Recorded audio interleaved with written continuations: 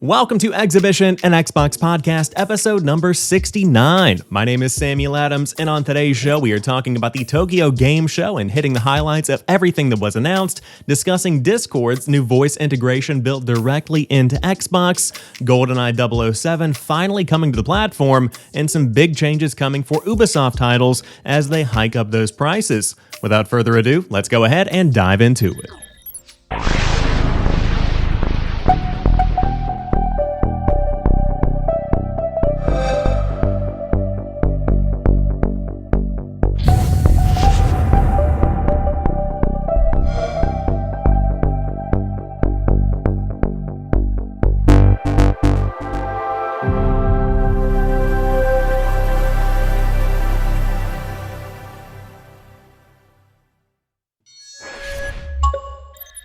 As I record this podcast, Xbox's 2022 Tokyo Game Show presentation is wrapping up, and the team has released a blog post hitting the highlights of everything that we need to know. And let me tell you, there were some very big surprise announcements, including Deathloop officially coming to Xbox, and of course, it is going to be included on Game Pass on day one. It's coming sooner than you might think on September the 20th, so that is certainly one to mark on your calendar. But let's go ahead and check out the blog right now with Jeremy Hinton, head of Xbox Asia, giving us the rundown. He writes, "Today we present that our Tokyo Game Show Xbox 2022 stream for fans in Japan, across Asia, and around the world. We shared updates on 22 games from Xbox Studios, Bethesda, and our developer partners. This included 13 games from developers in Japan, as well as 2 games developed in China. We are thrilled to announce that Deathloop will be coming to Xbox and will be available for fans around the world with Xbox Game Pass next week, September the 20th, and that from today, Ni no Kuni Wrath of the White Witch, Danganronpa V3 Killing Harmony Anniversary Edition, Assassin's Creed Odyssey, and Fuga Melodies of Steel are all playable on Xbox Game Pass. This year, we have welcomed more new players to the Xbox community in Asia than ever before, and we are incredibly thankful for everyone who has chosen to play with us. We are committed to the Japanese market and to bringing a diverse collection of stories and franchises from developers across Asia. Over the next 12 months, we will bring even more titles by Japanese and creators across Asia to Xbox fans with Xbox Game Pass, including Wolong Fallen Dynasty, Eiyuden Chronicle 100 Heroes, a number of games from the Persona franchise, and more." Of course, the blog goes on to share more details, but one of the highlights is we now have more than 250 Japanese creators developing games for Xbox. These teams have already released more than 150 games on Xbox and introduced fans to games like Pal World and Fuga Melodies of Steel, which were featured in our stream today. So if you want to go through the entire blog post, you have more, and of course a couple of other announcements as well, including a new hero coming to Overwatch 2. Her name is Kiriko, and she is going to be added to the game when it launches for free, of course, free to play this time around, on October the 4th. Overall, looking at the Tokyo Game Show presentation as a whole, this shows that Xbox is very dedicated to the region. This shows that they are not giving up in expanding the Xbox brand to be more international than it is today. Xbox is a big deal, but it's primarily a big deal in North America and, of course, in the UK as well. But overall, they need to do more to entice players in Japan, in Asia, to be able to really come together and enjoy Xbox in the same way that they do Nintendo and PlayStation. And I think that Xbox is doing that in a couple of different ways. Number one, they are expanding Game Pass and bringing more and more diverse offerings into that lineup that may break out of the norm. Of course, Deathloop is going to be one of the headlines for people in North America, but for other people, these smaller Japanese titles are certainly going to be the standouts. On top of that, you also have to think about the infrastructure that Xbox is building, specifically when it comes to cloud gaming, because I think that's where they have a lot of promise for the international market, because people can play no matter where they are or whatever device they are on. Of course, in Japan, it's much more common to play games on the go, and so being able to just pick up a phone, pick up a tablet that you already have, and log into a Game Pass account and immediately have access to tons of games, many of which have touch controls, is an incredibly powerful tool for them to be able to leverage whenever you are looking at competing with PlayStation and Nintendo, which of course have traditionally been much more prominent in that area. Another announcement that is at the very bottom of the blog post that I did want to call out is that Forza Horizon is celebrating its 10th anniversary. There really aren't any details right now to share in terms of how they are celebrating this, but if I had to guess, you can expect some in-game events, some earnable cosmetics, some freebies to give away, that type of thing, but they will have more to share in the weeks ahead. So that is a very exciting little tease for what is to come for the world of Xbox. Overall, when it comes to rating this slate of announcements from the Tokyo Game Show presentation from Xbox for 2022, I would give it an 8 because you have some very big Game Pass drops. Assassin's Creed Odyssey, of course, is huge. On top of that, you have the confirmation of Deathloop, which is coming next week, but you also have some smaller games that are coming that are big in other regions, like Ni no Kuni, like Guilty Gear, which is also coming to the service. So there's a lot of stuff here for everyone, and I think that the only reason I give it an 8 rather than a higher ranking is just because there needs to be a bigger slate of games that come, and of course that will happen over time, but Xbox still has a lot to prove outside of North America and outside of the Western market. You have to be able to become an international brand, and that takes really investing a lot in these regions over time. And so Xbox is investing, now they just need that additional time. So I personally think the future is very bright. It ultimately comes down to, will consumers in these markets adopt Xbox products? That's not up to Xbox, that's up to the consumers. They just have to prove that they're worth their time and they're worth their money. Next up, we have the fulfillment of a promise that came in July with Discord Voice officially coming to Xbox consoles, and now it's available for everyone. Over the course of the past few months, this feature has been in kind of a beta test format, but now anybody with an Xbox console can dive in and play with friends on Discord, chat, have a good time. This news comes from Eric Voorhees, Principal Product Manager of Player Experience and Platforms over on the Xbox Wire, who writes, "With this update, you can now chat with anyone on Discord via voice channels or group calls directly from your console, making it easy to connect with friends across mobile, Xbox, and PC. This means that you will be able to see who is in the call and speaking while you are playing on your console. You'll also be able to adjust the sound and switch between Discord Voice and Xbox Game Chat while you play all your favorite games. To get started, head to the Discord mobile app and link your Discord account to your Xbox. You'll need to do this step even if you've linked accounts before. After that, you can join any Discord voice channel or call and transfer it to your Xbox." So, in general, this is a great move forward. I believe the Xbox app is involved here to some degree, and of course you do have to reconnect your Discord account to your Xbox account, but once those couple of steps have been taken, Discord voice integration is largely seamless, and this is very important when we look at the future of Xbox and their infrastructure. Right now, Xbox has successfully expanded its brand to break out of this console kind of mindset. 10 years ago, whenever you said the word Xbox, you immediately thought of an Xbox One or an Xbox 360. Now, whenever you say the word Xbox, a lot of people still think about the console, but then you also have elements in the conversation of PC through Xbox Game Pass for PC, the Xbox app for PC.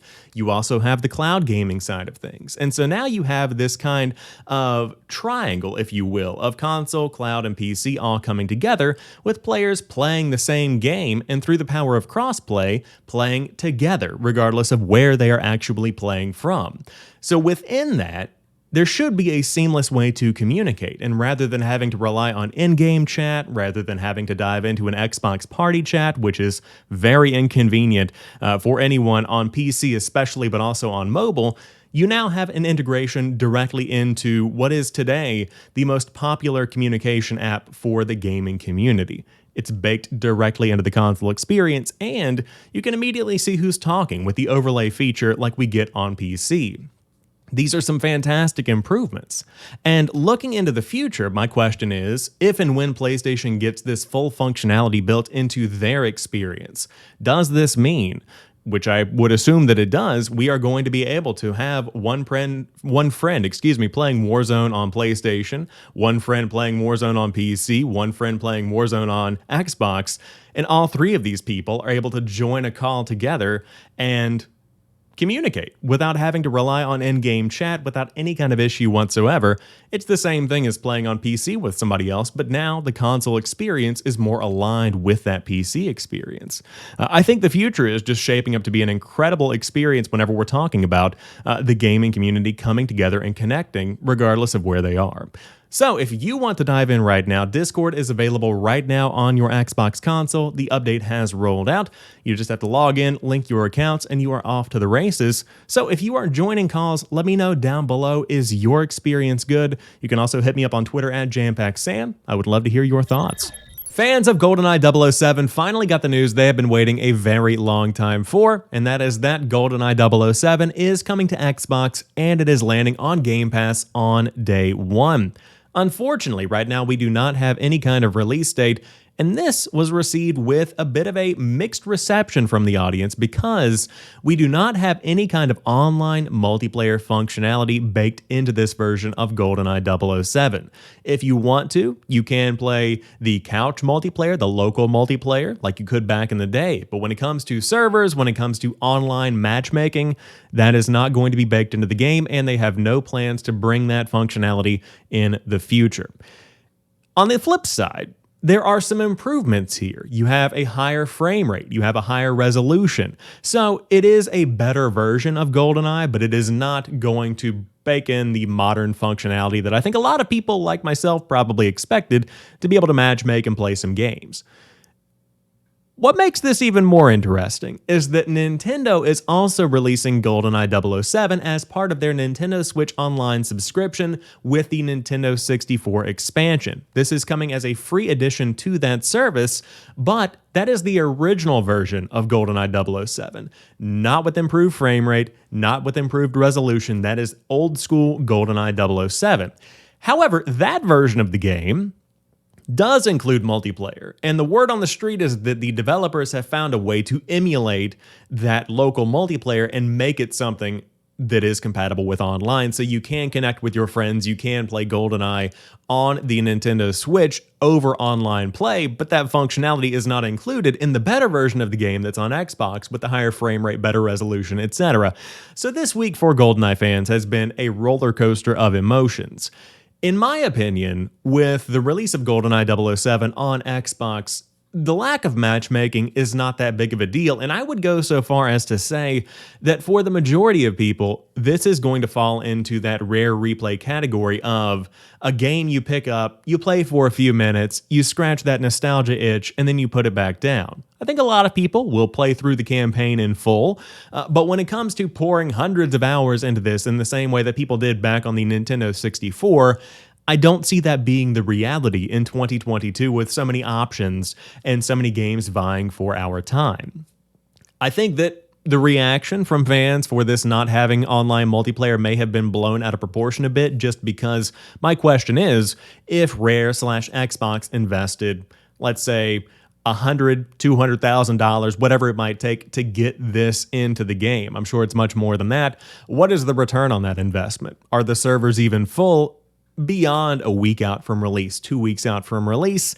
I think a lot of people may look at that and say, hey, probably not. So I would love to hear your thoughts on this one. Are you going to be playing GoldenEye 007? Where are you going to be playing it?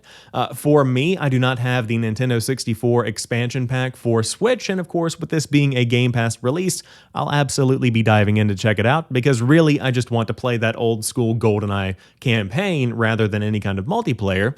But I think this is also a cool game to show off whenever you have friends over. Whenever you have some friends over for a game, you pick up a couple of controllers, you play a couple of rounds of GoldenEye with that classic split screen. I think there's still plenty here to get excited about. So it's finally going to be coming to Xbox. Now the big question is, when do we actually see it? I think this one could be coming sometime later this fall/winter, but time will only tell. Finally, to round out today's show, we have a bit of bad news in the form of a public service announcement from Yves Guillemot, who says that future AAA releases from Ubisoft will be priced at $70. This follows the move from Take-Two, from Electronic Arts, from Sony, all of which have increased their price of games from $60 up to $70 for the newest generation. What's interesting here is that this is starting with Skull and Bones, and not every game is going to be $70. Some will, of course, be free to play, which is something Ubisoft has tested in the past, and then you'll have games like Assassin's Creed Mirage, which is coming out in 2023, and it's priced at $50. It's going to be kind of a pared-back Assassin's Creed game, which originated, at least supposedly, as a standalone DLC for Assassin's Creed Valhalla, and it eventually got spun into its own game. So I think there is going to be some variation here in the approach. Not every Ubisoft game is going to be $70. But when it comes to future Assassin's Creed releases, like the recent announcements of Assassin's Creed Codename Red and Codename Hex, which are going to be baked into the Assassin's Creed Infinity launcher, I think that is going to be a $70 experience. Future Far Cry games, $70 experiences. Potential Tom Clancy's Rainbow Six stuff, who knows what could come with that, but if I had to guess, $70. The Division, also going to be in that $70 tier. Is this worth it? Is $70 the new norm? I think there's an argument for yes, and I think there's an argument for no. For me, I'm leaning towards understanding the fact that game development is becoming more expensive than ever before. Game development is requiring more resources, more time and energy, more people behind keyboards developing these experiences that we all enjoy. And so if it takes an extra $10 to get these experiences into the hands of players, then so be it. But I think that there should also be an understanding that a $70 price tag comes with a higher level of expectation from fans. If Ubisoft delivers on a $70 game and it's not up to par for fans, they're going to get ridiculed more harshly for that. Versus a budget title where if I buy a game that's $25 on an Xbox sale and it's not really hitting, $25, it's a big deal, but it was a $25 budget game, I get it. If I spend $70, or even if I get the deluxe edition or the ultimate edition, whatever it might be, spending $100 or $150, I'd better have a good time. That had better be a good game. And so I think $70 comes with another level of criticism. And you also saw a similar situation with the recent release of The Last of Us Remastered, or The Last of Us Part 1 is what this version of the game is called from Sony, where at its core, this is the same game that was released all the way back, if memory serves correctly, in 2013, I think, with the remaster coming in 2014. You can let me know down below if I am incorrect on that. But for $69.99, you get the same game you got back in the day with a new coat of paint on it. That was very pricey, and a lot of people are saying, I'm not buying that. I'm waiting until this game drops in price. And that very well could be the move that people make with Ubisoft. And I would argue that's also the move that a lot of people make right now, because with a game like Far Cry 6 that released last year, it launched in, I believe, October, if I remember correctly, and it's going to be $40, $30 maybe by Black Friday. Hold out a month, it'll drop in price, and it'll be interesting to see if that does continue to be Ubisoft's strategy going forward. So Ubisoft games are now $70. It's time to open up that wallet and throw some more cash their way if you do want to dive in on day one. But that rounds out this week's episode of Xhibition, an Xbox podcast. If you enjoy the show and you are new here, hit that subscribe button on YouTube, add the show to your podcast feed of choice, and get it delivered to you each and every Sunday at 10 a.m. Eastern Time. There's always a good conversation here, and I would love to have you back for more. But until next time, you guys have a fantastic rest of your week, and remember, keep on playing.